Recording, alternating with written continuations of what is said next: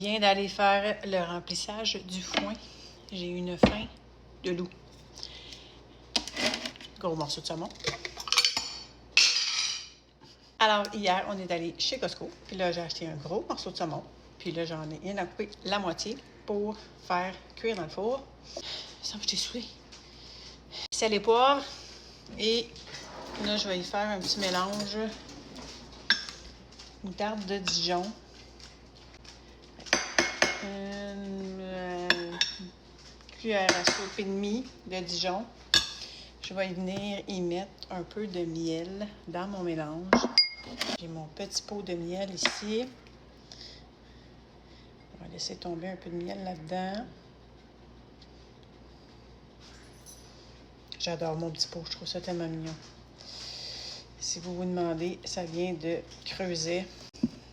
C'est cute!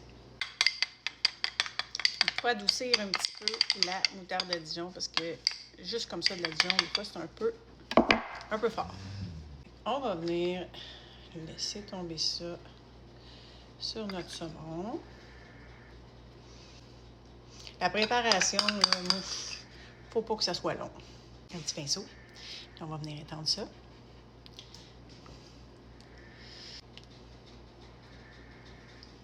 J'ai haché des oignons rouges. Je viens en mettre un peu partout. J'ai aussi de la ciboulette. Oups. On va laisser encore une fois tomber dessus. On va juste couper au ciseau, c'est simple. J'aime tellement ça, avoir des fines herbes dans le frigo. Et ça cherche un peu la nette. Et on va faire la même chose.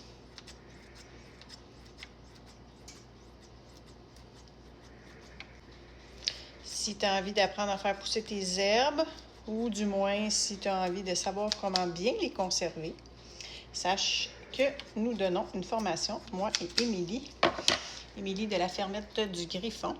On donne déjà une formation sur les semis en ce moment et on donne également une formation sur comment faire pousser ces fines herbes et comment bien les conserver. Et pas juste les conserver pour quelques semaines ou quelques mois, toute l'année. On va avoir des fraîches et on va te montrer des méthodes pour les garder. Je regarde mon saumon, j'ai tellement faim. Il est beau en plus, là, il est tapé de sang. Pas de bon sens. Je sais pas si vous êtes d'accord avec moi, mais dans le four à 375, 13 à 15